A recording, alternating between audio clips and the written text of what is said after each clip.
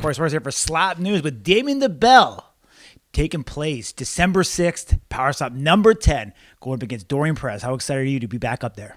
Man, it's been a long time coming. I've been looking out for this man for a good minute, so I'm really excited for this matchup. I mean, you're one of the more polite guys in the sport. And obviously, Dorian, who's been around for a very long time, there's going to be a mutual respect between you and him in this particular match. How are you going to be able to put that friendship aside and go up there and perform? I mean, I've faced friends before, people that used to be friends. Every time it's the same thing. Like, I may love you, but I'm going to try to kill you. I mean, you've sat atop of your reign now for a very long time. I mean, nobody's really tested you in Power Slap. Do you think Dorian's going to be able to? I don't know if he's going to test me. I feel like it's really going to be a test of my power. I want to prove to myself that I can knock out literally anybody in my division. And he's said to have one of the hardest chins, hardest heads in the division. So I really want to test that. I mean, you're still so young. You're ahead of the pack right now. What are you doing to try to still, keep that gap and that lead? And what are you doing to keep evolving your game? Honestly, just working harder than anybody else. That's all I do 7 days a week. I started doing it 2-3 times a day, every day, just working hard nonstop. So you're originally from Cali, and we've got Dorian from Cali. Now it's kind of East Coast, West Coast, Florida versus California. Have you thought about that at all?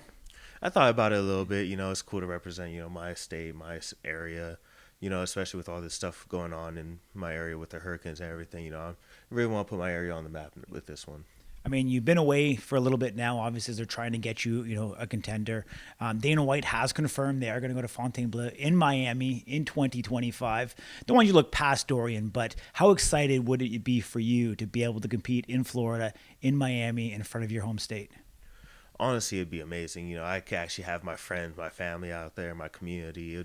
It'd be amazing to have the opportunity to really have my entire community out there supporting me for that next fight. Awesome, my man. I mean, you've had some great memories here in Power Slap. You did a ton of stuff in Slap Fight Champion. The experience that you've had, at such a young age has really carried you through. Is there anything that you think Dorian could bring that you haven't seen before? Honestly, I don't think it's going to be anything new.